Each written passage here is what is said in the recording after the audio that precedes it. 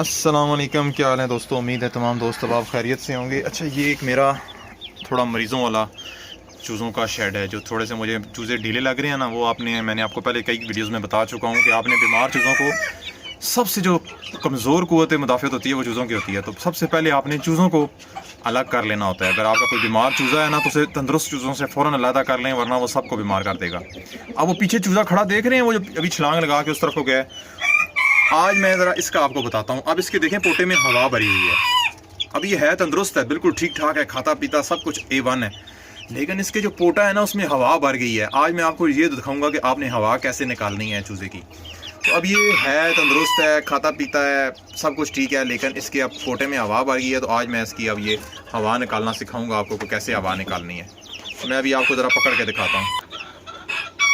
तो देख रहे हैं, इसका चूज़े का इतना सख्त किस्म की इसमें हवा भर गई है और कितना ये फूला हुआ है, बहुत ज़्यादा ये फूला हुआ है और इसमें हवा भर गई है। तो ये अभी आपने हवा कैसे निकालनी है, इसके लिए आपको ये आपने सिरिंज के ऊपर से ये नीडल उतार लेनी है।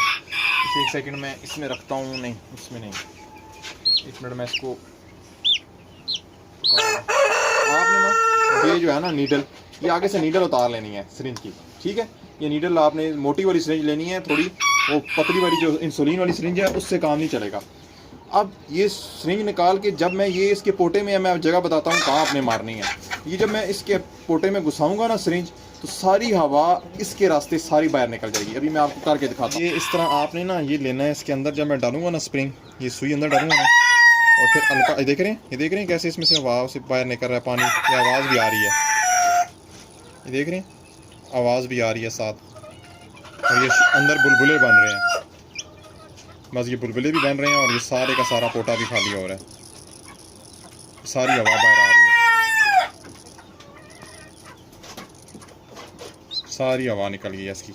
और इस तरह आपने सारी की सारी हवा बाहर निकाल लेनी है, थोड़ी सी, बस ये है कि हल्का हल्का हल्का प्रेस करना है। ये आवाज़ भी आ रही है साथ, ये इसका पोटा बिल्कुल खाली हो गया, सारी हवा बाहर निकल गई।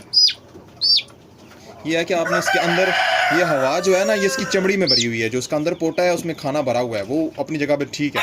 तो आपने इतना इस तरह सुई इस तरह डालनी है कि उसके पोटे को जाकर जख्मी ना कर दे। आपने इस तरह बस सुई डालनी है कि सिर्फ वो उसकी जिल्द में जाए, उसके अंदर वाले पोटे को ना जाके टच करे।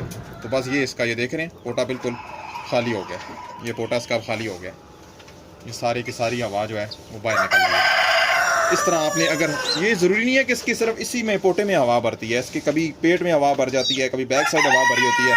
तो आपने जो भी है ये सिरिंज ले लेनी है और सिरिंज का बैक साइड पहले चेक कर लेना है पानी भर के कि सिरिंज कहीं अंदर से बंद ना हो।